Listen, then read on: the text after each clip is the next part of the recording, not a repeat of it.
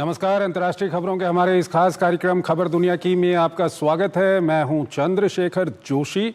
इस कार्यक्रम में हम आपको इस वक्त की बड़ी अंतर्राष्ट्रीय खबरें बताते हैं, साथ ही दो बड़ी खबरों पर अपने विशेषज्ञ मेहमान के साथ चर्चा भी करते हैं।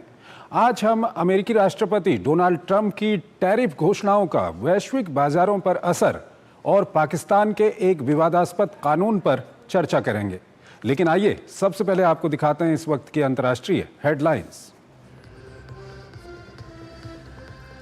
ट्रंप टैरिफ से सहमा वैश्विक बाजार, यूरोप, एशिया समेत कई देशों के बाजारों ने लगाया गोता। ट्रंप ने चीन को 50% टैरिफ लगाने की फिर दी धमकी।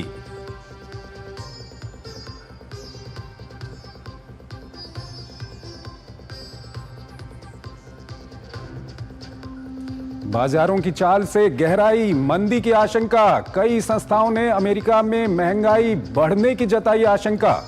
जेपी मॉर्गन ने अमेरिका में 60% बताई मंदी की संभावना।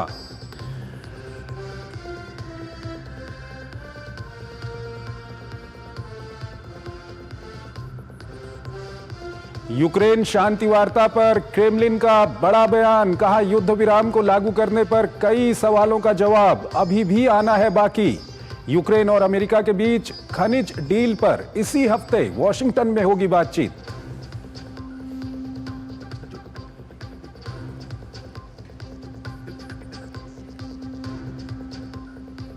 फ्रांस और मिस्र ने गाजा से फलस्तीनियों के विस्थापन को बताया अस्वीकार्य। गाजा को बांटने के इजरायली प्रयासों को किया खारिज। दोनों नेताओं का शांति बहाली और मानवीय सहायता पर जोर।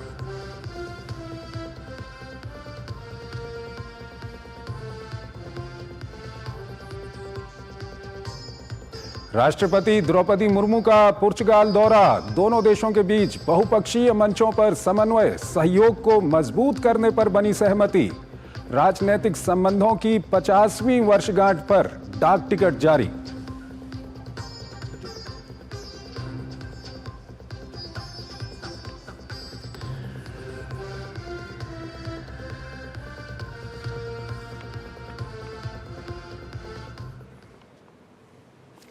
और आइए पहली बड़ी खबर की ओर आपको लिए चलते हैं। अमेरिकी राष्ट्रपति डोनाल्ड ट्रंप की टैरिफ घोषणाओं का सबसे ज्यादा असर दुनिया के बाजारों पर दिख रहा है।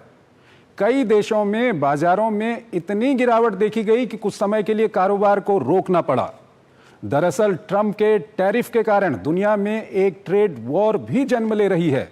इस ट्रेड वॉर के डर से दुनिया भर के निवेशक घबरा गए हैं और जमकर शेयर बेचने लगे हैं। ये रिपोर्ट देखिए।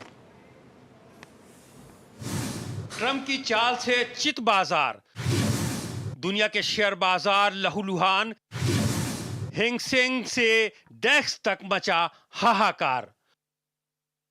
दुनिया के बाजारों में जारी ये ब्लड बाथ राष्ट्रपति ट्रंप द्वारा छेड़े गए ट्रेड वार का प्रभाव है। शायद ही दुनिया का कोई बाजार हो जो ट्रंप द्वारा चलाई गई टैरिफ मिसाइल की चपेट में न आया हो।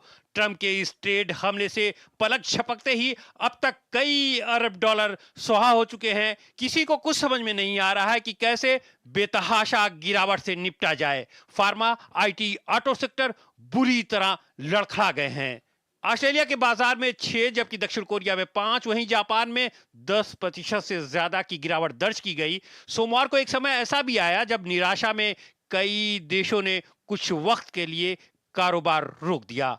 ट्रंप के टैरिफ पर हथौड़ा चलाने वाला चीन भी इस मारामारी को झेल नहीं पाया। यहां भी बाजार 10% तक टूट गया, लेकिन हांगकांग की हालत सबसे ज्यादा खराब रही। यहां 28 साल बाद सबसे बड़ी 13% की गिरावट दर्ज की गई। उधर यूरोप में ब्रिटेन का सूचकांक FTSE 100 करीब 6% की गिरावट के साथ खुला और जर्मनी का डेक्स भी कारोबार की शुरुआत में ही करीब 10% टूट गया। बाजार विशेषज्ञ आगे 15 से 20% की गिरावट की आशंका जता रहे हैं।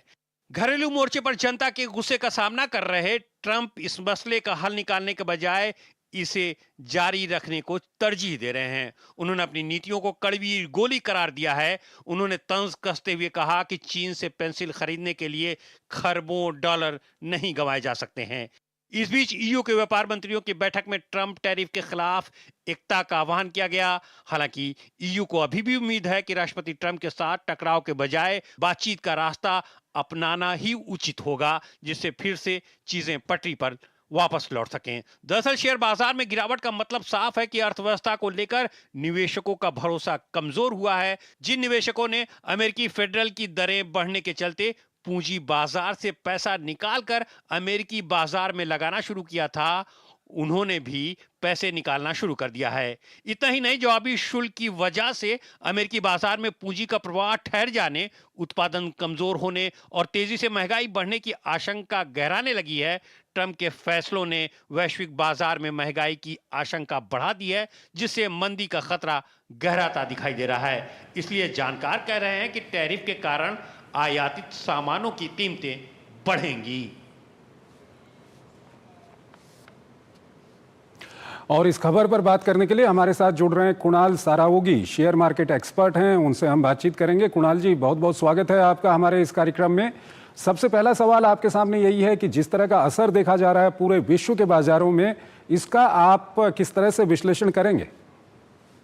देखिए, ये एक असाधारण स्थिति है चंद्रशेखर जी। मतलब बहुत अरसे बाद हमने इस प्रकार का वायलेंट मूव बाजार में देखा है कि जिस तरह की गिरावट, उठापटक, उथल पुथल हम देख रहे हैं, ये सामान्य नहीं है और इसकी वजह से बाजार में बड़ी गिरावट आई है। इसमें सभी को नुकसान होता है, इसमें निवेशकों को नुकसान होता है, सेंटिमेंट खराब होता है, ट्रेडर्स को बड़े पैमाने पर नुकसान होता है, क्योंकि जो वॉलेटिलिटी जिस तरह की बढ़ी है, जैसे वॉलेटिलिटी का एक सूचकांक होता है जिसको विक्स कहा जाता है, तो आज हमने देखा आज के ट्रेड में भारत में विक्स ने 26 के लेवल को छू लिया, यानी कि लगभग 56% का उछाल हमने इंडिया विक्स में देखा है। और यूएस मार्केट में भी विक्स में बड़ी तेजी से उछाल आया है, यानी कि वॉलेटिलिटी जो है वो विश्व भर में बढ़ रही है।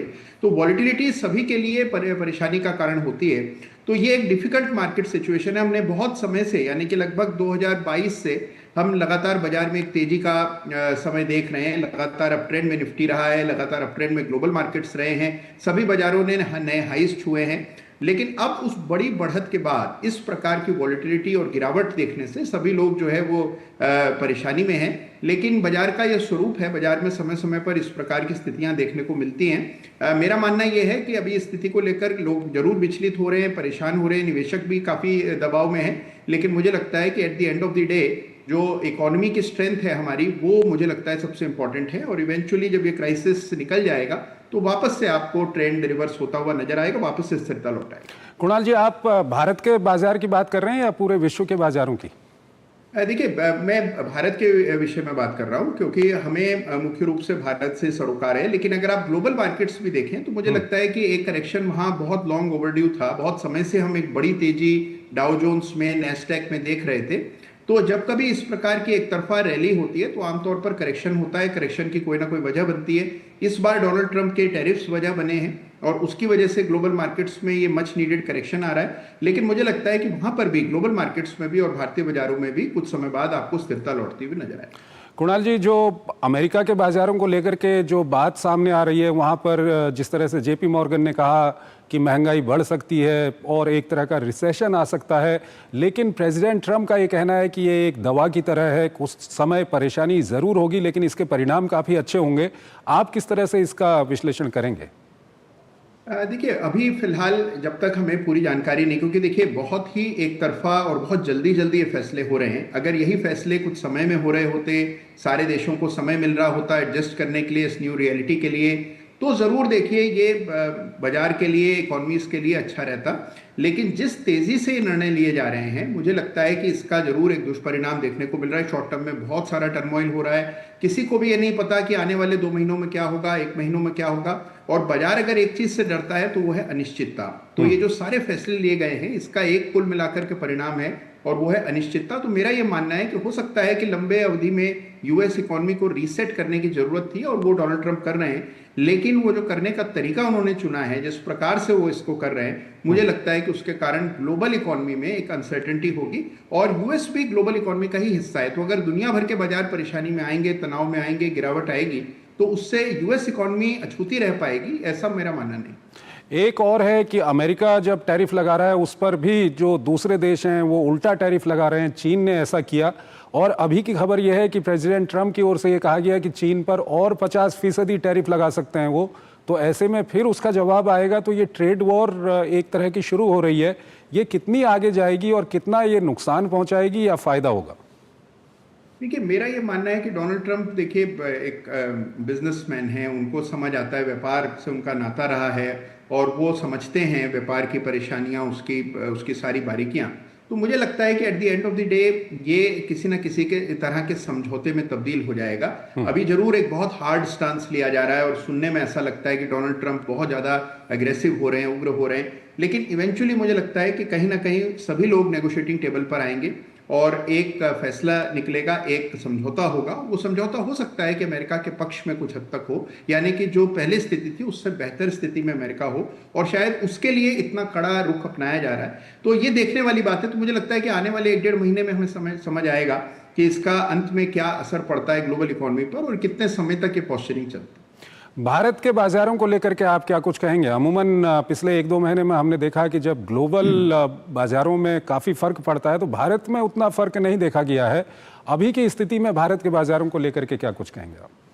देखिए, एक चीज़ हमें समझनी चाहिए कि भारतीय बाजारों में करेक्शन पहले ही शुरू हो गया था, यानी कि हम लगभग सितंबर पिछले बरस, यानी कि लगभग 6 महीनों से लगातार निफ्टी को धीरे धीरे करके नीचे जाते हुए देख रहे हैं और 26,000 की निफ्टी अब 22,000 पर ट्रेड कर रही है। तो हमने 4,000 अंकों की बड़ी गिरावट ऑलरेडी देख ली है। ये टैरिफ लगने से पहले की बात है। और टैरिफ लगने के बाद जो असर है, अगर आप उसकी तुलना बाकी देशों से करें तो इस बार भी भारत पर असर कम पड़ा है। जैसे अगर आप जापान के मार्केट्स को देखें या आप जो अभी आपकी रिपोर्ट में जिन देशों की चर्चा हुई, एशियाई जो अन्य बाजार हैं, तो वहां पर हमने बहुत सिग्निफिकेंट सीवियर करेक्शंस देखे हैं, लेकिन हमारे यहाँ करेक्शन आज के ट्रेड में भी बहुत ही सीमित रहा। 4% से भी कम का करेक्शन आज देखने को मिला। तो कुल मिलाकर भारत पर उस तरह का असर नहीं पड़ा है और उसकी वजह यह है कि भारत पर इस पूरी स्थिति का उतना ज्यादा असर नहीं है जितना। कुणाल जी, एक अंतिम सवाल है, संक्षेप में बताइएगा। एक इस तरह का ये नरेशन बनाया जा रहा है या डर एक कहीं ना कहीं है कि एक बार फिर वैश्विक मंदी आ सकती है, क्या ऐसा हो सकता है क्या? देखिए, मुझे इस बात की स्थिति कम लगती है। मुझे लगता है कि एक शॉर्ट टर्म में जरूर एक टर्मोइल रहेगा, लेकिन इवेंचुअली मुझे लगता है कि ये चीजें वापस करेक्ट हो जाएंगी। इसका किसी देश को ज्यादा कीमत चुकानी पड़ेगी, किसी को कम चुकानी पड़ेगी, लेकिन ओवरऑल मुझे लगता है कि वर्ल्ड ऑर्डर रिस्टोर। ठीक है कुणाल जी, बहुत बहुत शुक्रिया आपका हमारे इस कार्यक्रम में जुड़ने के लिए और काफ़ी महत्वपूर्ण ये जानकारियां और अपना विश्लेषण हमारे दर्शकों के सामने रखने के लिए। यहां पर एक छोटा सा ब्रेक लेंगे, ब्रेक के उस पार एक और महत्वपूर्ण खबर।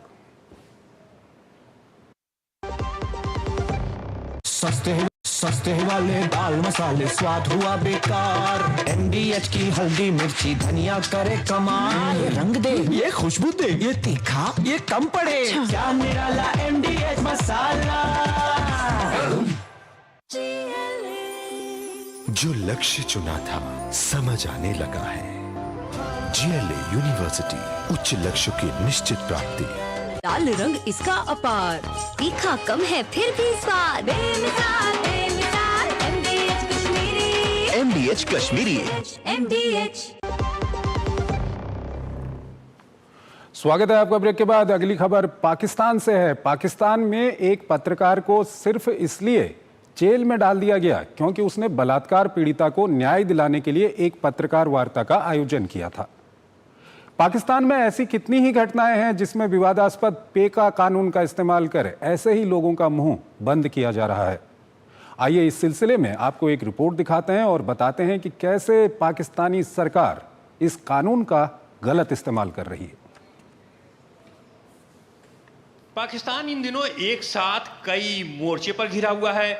एक तरफ जहां अलगाववादियों ने बमों और गोलियों से पूरे मुल्क को जंग के मैदान में तब्दील कर दिया है, तो वहीं दूसरी ओर पेका यानी इलेक्ट्रॉनिक अपराध निवारण कानून बम बनकर फूटने लगा है। वैसे तो इस कानून का उद्देश्य साइबर अपराधों की रोकथाम था, लेकिन हालिया कार्रवाइयों से लगता है कि इसका इस्तेमाल आलोचकों की आवाज दबाने और असहमति को शांत करने के लिए किया जा रहा है। फेसबुक, यूट्यूब, टिकटॉक हो या फिर सोशल नेटवर्किंग साइट एक्स और इंस्टाग्राम, हर किसी पर इस कानून की नजर है। कानून के रखवाले भी इसके दंश से सुरक्षित नहीं है। हाल ही में एक पुलिसकर्मी ने सोशल मीडिया पर राष्ट्रपति आसिफ जरदारी के खिलाफ टिप्पणी क्या की तो उसे भी सलाखों के पीछे धकेल दिया गया। एक पत्रकार के हाथों में इसलिए हथकड़ियां डाल दी गई कि उसने बलात्कार पीड़िता को न्याय दिलाने के लिए सिर्फ प्रेस वार्ता का आयोजन किया था।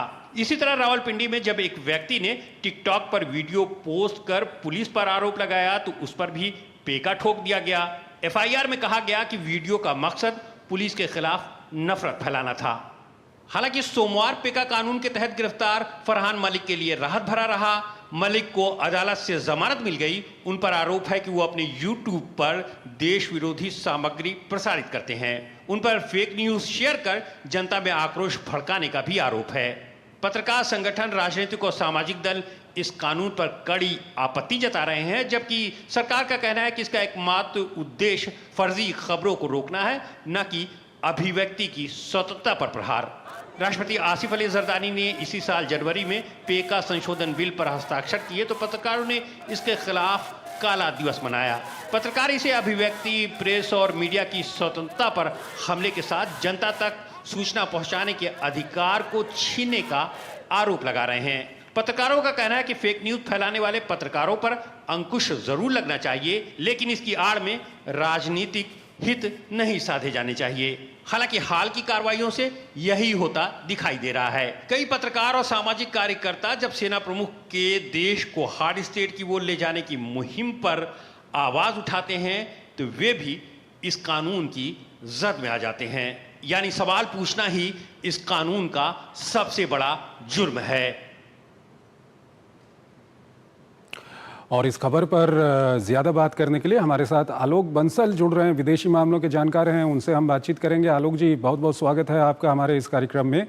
पहला सवाल आलोक जी आपके सामने यही रखना चाहेंगे कि सोशल मीडिया का दौर है, ये काफ़ी महत्वपूर्ण हो जाता है कि सोशल मीडिया का उपयोग फेक न्यूज़ के लिए या समाज में दुर्भावना फैलाने के लिए, आपस में लड़ाने के लिए ना हो, और इसके लिए सरकारें कानून भी बनाती हैं। लेकिन पाकिस्तान में पेका कानून का दुरुपयोग वहाँ की सरकार जिस तरह से कर रही है, क्या कुछ कहेंगे? देखिए, पाकिस्तान की सरकार एक असुरक्षित सरकार है और इसीलिए आप देख रहे हैं कि म्यूजिशियंस को, पत्रकारों को पेका के अंदर गिरफ्तार किया जा रहा है। अगर कोई सेना के बारे में कुछ कह दे या किसी भी घटना को रिपोर्ट करे तो उसको भी वो फेक न्यूज करार कर देते हैं। अगर आप बलूचिस्तान में बलूच राष्ट्रवादियों ने अगर सेना के सिपाहियों पे हमला कर दिया और उनकी मौत कर दी, अगर आप उसकी खबर भी दें तो उसको भी फेक न्यूज माना जाता है। पेका में इस तरीके का अमेंडमेंट कर दिया गया है कि कोई भी फेक न्यूज अगर दे रहा है तो उसके खिलाफ कोई कार्रवाई की जा सकती है। न्यूज चैनल्स के एडिटर्स को गिरफ्तार कर लिया गया, संगीतज्ञों को गिरफ्तार किया गया, कोई पीटीआई के पक्ष में कुछ लिखते तो उसको गिरफ्तार कर दिया जाता है। तो इस तरीके की कई घटनाएं चल रही हैं। अगर आप देखें, कल ही जो है उन्होंने, बल्कि कल क्या आज ही, एक सलमान अहमद करके एक म्यूजिशियन है जो बड़े जाने माने म्यूजिशियन है, उनको उन्होंने पेका के अंदर बंद कर दिया। अभी पत्रकारों को, जो न्यूज एडिटर्स थे, उनको किया। कुछ को राहत मिली है अदालतों से, लेकिन उस राहत को मिलने में भी कई लोगों को करीब 2-3 हफ्ते या उससे भी ज्यादा लग जाते हैं। अब कोई भी निरपराध व्यक्ति 2-3 हफ्ते जेल के पीछे रहे, ये कितनी बड़ी ज्यादती है, ये आप भी समझ सकते हैं और हम भी समझ सकते हैं। तो इस तरीके से पाकिस्तान की जो हुकूमत है वो अपने उन पत्रकारों का जो सत्य को उजागर करने की कोशिश करते हैं उनके खिलाफ कदम उठा रही है। क्योंकि क्या फेक न्यूज है, इसका डिसीजन कौन करेगा? क्या सरकार करेगी, सेना करेगी, पुलिस करेगी, कौन करेगा? और इसी के अंतर्गत हम देख रहे हैं कि दिन प्रतिदिन कोई भी विपक्षी हो, कोई भी विरोधी हो, सबको जेल के अंदर डाला जा रहा है। आलोक जी, एक दौर था पाकिस्तान में, शायद इमरान खान की जब तक हुकूमत वहाँ पर थी, हम देखते थे कि जब तक वहाँ का मीडिया सेना के खिलाफ या आईएसआई के खिलाफ कुछ नहीं करता था तब तक उसको ज़्यादा छुआ नहीं जाता था, और अमूमन ये कहा जाता था कि सेना और आईएसआई की खबरों के अलावा अन्य खबरों को लेकर के पाकिस्तानी मीडिया काफ़ी हद तक ट्रांसपेरेंट है। लेकिन आज की डेट में हम देख रहे हैं, अभी आपको याद होगा, आपने अच्छा याद दिलाया कि जाफर एक्सप्रेस वाला जो वहाँ पर पूरी घटना हुई थी, हमने पाकिस्तानी मीडिया में वो खबर उस तरह से कहीं देखी नहीं। देखिए, क्योंकि अब तो ये स्थिति है कि आज आप सेना के खिलाफ कुछ लिखें तो वो एक कानूनन अपराध है, भले ही आप सच लिखें। लेकिन अगर सेना के खिलाफ कुछ लिखा जाता है तो उसको नेशनल इंस्टीट्यूट को डेनिग्रेट करने वाला कदम माना जाता है और उसके खिलाफ कदम उठाए जाते हैं। तो सेना के खिलाफ आप कुछ नहीं लिख सकते, भले ही सच लिख रहे हो कि भाई जाफर एक्सप्रेस में क्या हुआ, किस तरीके से हुआ, कितने सैनिकों की हत्या कर दी गई, ये सब पाकिस्तान की जनता, पाकिस्तान की आवाम से छुपाया जाता है। और इसी कारण आप देखते हैं कि कोई जर्नलिस्ट अगर सत्य को बयान करे तो उसकी गिरफ्तारी कर दी जाती है। तो ऐसे में कई सारी अंतर्राष्ट्रीय संस्थाएं हैं जो दुनिया के कई देशों में मीडिया की क्या स्थिति है और दूसरी क्या स्थितियां हैं उस पर लगातार वो अपनी प्रतिक्रियाएं देते रहते हैं, लेकिन पाकिस्तान की इस स्थिति को लेकर के कोई खास प्रतिक्रिया हमने अभी तक देखी नहीं। आलोक जी, नहीं, अगर आप देखें अंतर्राष्ट्रीय फ्रीडम ऑफ जर्नलिज्म की जो वो है उसमें पाकिस्तान शायद दुनिया का दूसरा सबसे खराब मुल्क बताया गया है। पर हाँ, अगर आप कहें कि अगर कंटिन्यूअस बेसिस पे होना चाहिए प्रोटेस्ट तो वो नहीं हो रही है शायद, क्योंकि इस वक्त दुनिया का ध्यान कई अन्य चीज़ों की ओर आकर्षित है। पर अगर आप देखें इंटरनेशनल जर्नलिस्ट की जो एसोसिएशन है उसकी जो रिपोर्ट है उसके अनुसार पाकिस्तान शायद दुनिया में दूसरा सबसे खराब मुल्क है जर्नलिस्ट के लिए काम करने के लिए, दूसरा या तीसरा कुछ इस तरीके की संख्या है। तो उनकी जो स्थिति है ये तो दुनिया भी अब धीरे धीरे देख रही है। और जो कदम उठाए गए हैं अभी रिसेंट पास्ट में, इसके ऊपर शायद दुनिया का ध्यान इसलिए ज्यादा नहीं गया क्योंकि इस वक्त दुनिया में अन्य जो उथल पुथल हो रही है उससे लोगों का ध्यान जो है दूसरी तरफ आकर्षित है इस वक्त, और ध्यान इस गहन मुद्दे की तरफ जो है लोगों का नहीं आ रहा है। ठीक है आलोक जी, बहुत बहुत शुक्रिया आपका हमारे इस कार्यक्रम में जुड़ने के लिए, और काफ़ी महत्वपूर्ण अपना जो विश्लेषण है और पाकिस्तान को लेकर के आपकी जो महत्वपूर्ण जानकारियां हैं वो हमारे दर्शकों तक साझा करने के लिए बहुत बहुत आपका शुक्रिया। एक छोटा सा ब्रेक लेते हैं, ब्रेक के उस पार आज की कुछ और महत्वपूर्ण अंतर्राष्ट्रीय खबरें आपको बताएंगे। जीरा से प्यास बुझाएं, डाइजेशन के लिए मस्त, शरीर में नमक पानी का बैलेंस बनाए।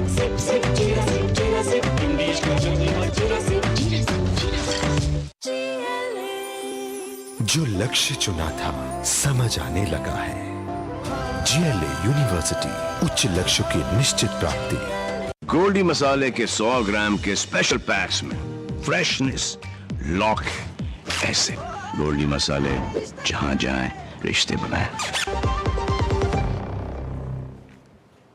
स्वागत है आपका ब्रेक के बाद। अंतर्राष्ट्रीय खबरों के हमारे इस कार्यक्रम को हम यहीं पर खत्म करते हैं, लेकिन जाते जाते आपको छोड़ जाते हैं आज की कुछ और महत्वपूर्ण अंतर्राष्ट्रीय खबरों के साथ। आप इन खबरों को देखिए और हमारी पूरी टीम को इजाजत दीजिए। नमस्कार। पाकिस्तान के बलूचिस्तान प्रांत की तरह ही खैबर पख्तूनख्वा प्रांत में भी अशांति बनी हुई है। यहाँ भी लगातार पख्तून विद्रोहियों के हमले बढ़ रहे हैं। यहाँ तहरीक तालिबान पाकिस्तान से जुड़े आतंकियों ने शांति समिति के एक सदस्य के घर पर हमला कर परिवार के 5 सदस्यों की हत्या कर दी। वहीं पाकिस्तानी सेना ने अफगानिस्तान की सीमा से खैबर पख्तूनख्वा में घुसपैठ की कोशिश कर रहे 8 टीटीपी आतंकियों को मार गिराया।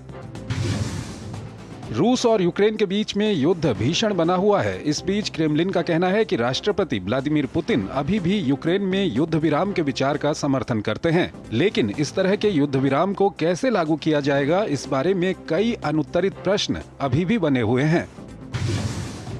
यूक्रेन के उप प्रधानमंत्री यूलिया स्विरिडेंको ने घोषणा की है कि अमेरिका के साथ खनिज डील पर बात आगे बढ़ाने के लिए इस सप्ताह यूक्रेन की एक टीम अमेरिका का दौरा करेगी। दरअसल ट्रंप ने खनिज डील के बदले यूक्रेन को निरंतर समर्थन की बात कही थी, लेकिन ये डील अभी तक नहीं हो पाई है। फ्रांस के राष्ट्रपति इमैनुअल मैक्रों और मिस्र के राष्ट्रपति अब्देल फतह अल सीसी ने काहिरा में एक संयुक्त संवाददाता सम्मेलन में कहा कि गाजा से फलस्तीनियों का किसी भी तरह का विस्थापन अस्वीकार्य होगा। इराक में ईरान समर्थित मिलिशिया को लेकर इराक सरकार को अमेरिका द्वारा इन मिलिशियाओं पर हमले की धमकी और विभिन्न मिलिशिया समूहों के साथ इराक सरकार की बातचीत के बाद अधिकतर मिलिशिया संगठन हथियार छोड़ने को तैयार हो गए हैं। रॉयटर्स ने 10 वरिष्ठ कमांडरों और इराकी अधिकारियों के हवाले से की गई अपनी रिपोर्ट में ये दावा किया है।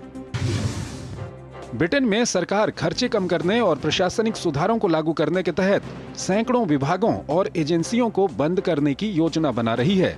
इनमें अधिकतर ऐसे विभाग या एजेंसियां हैं जो सरकार के खर्चे पर चलते हैं, लेकिन उन पर मंत्रालयों या सरकार का कोई सीधा नियंत्रण नहीं है।